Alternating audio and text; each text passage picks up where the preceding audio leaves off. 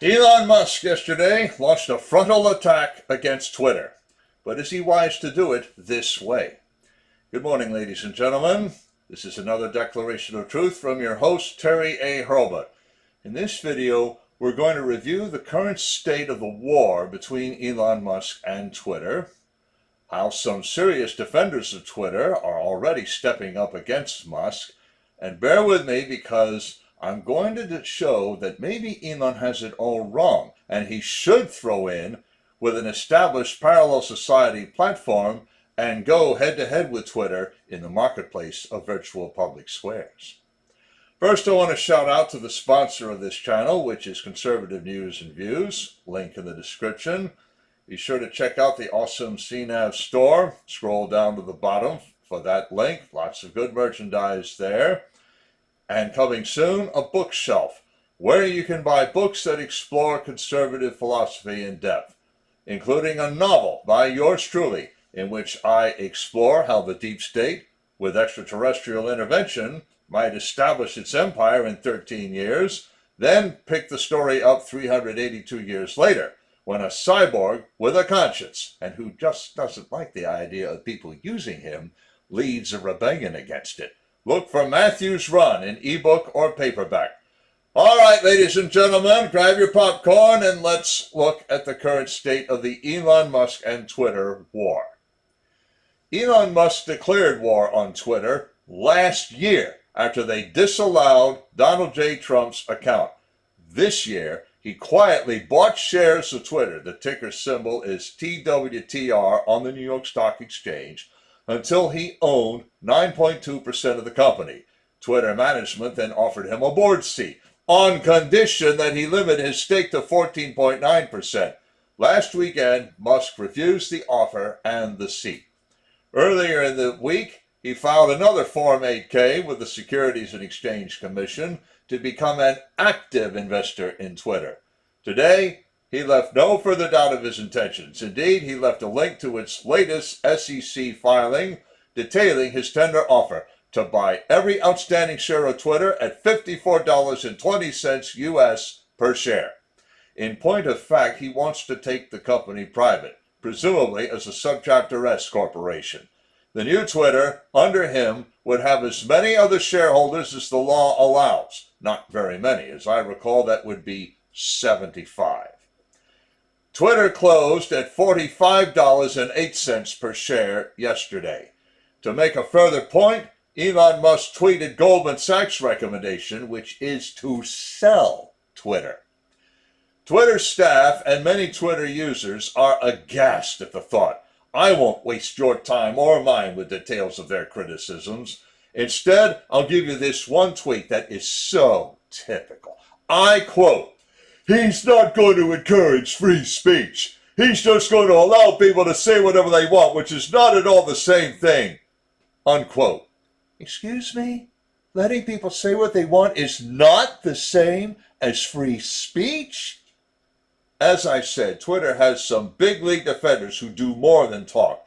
Prince Al-Walid bin Talal Al Saud of Saudi Arabia tweeted his definite refusal of the tender offer. In reply, Elon Musk scornfully asked, 1. How much of Twitter the Kingdom of Saudi Arabia owns, and 2. What policy did the kingdom have on freedom of speech? In fact, Prince Al-Walid admitted that the kingdom company owns not but 5.2% of Twitter. So perhaps their refusal would be of no moment. Remember, if you're planning a hostile takeover, you need only buy a controlling interest, which is 50.1%. Not 100%. The Vanguard Windsor Group offered a more substantive defense. They increased their stake to more than 10%. What's relevant about them is that these mutual fund managers are Obama's buddies. We then have a rumor from Dave Hodges, who runs the Common Sense Show on YouTube. I have a link to the relevant episode in the description. He says that Attorney General Merrick Garland has opened an investigation against Elon Musk. Now look, I cannot confirm this independently, but for Merrick Garland, who owes his appointment to deep state action to launch a Bill of Attainder style investigation of Elon Musk, after Musk attacked one of the prime news organs of the deep state would make sense.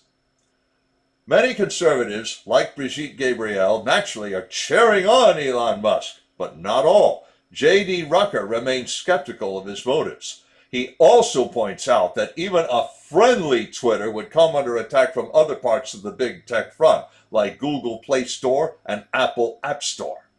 But the one naysayer to whom Elon Musk ought to listen the hardest is Andrew Torba, founder of the Gab empire. He suggests that Elon sell out of Twitter, invest $2 billion in Gab, and take a seat on Gab's board. He said all this in a lengthy letter, which I will not repeat here, but I've left a link in the description. A very informative letter. You should all read it. Torba points out all the ways that big tech can attack you, ways that he beat. Gab has its own infrastructure and a quick way to put its shortcut onto people's smartphones instead of an app. Nor does Gab operate in countries that try to order it to censor. With Gab, you either allow free speech or you don't get Gab services. It's that simple. And now, Gab has expanded to offer direct replacements for YouTube, Google News, and Google Trends. Lately, it has installed its own payment processor and built its own marketplace. The one thing Torba admits that Gab does not have is its own internet service provider. Andrew Torba wants a permanent contract with SpaceX Starlink service so that no one could knock Gab off the internet. I quote the relevant paragraph. What we are missing at the moment is an ISP. I fear that the next big leap of censorship is at the ISP level, with ISPs blocking access to Gab.com.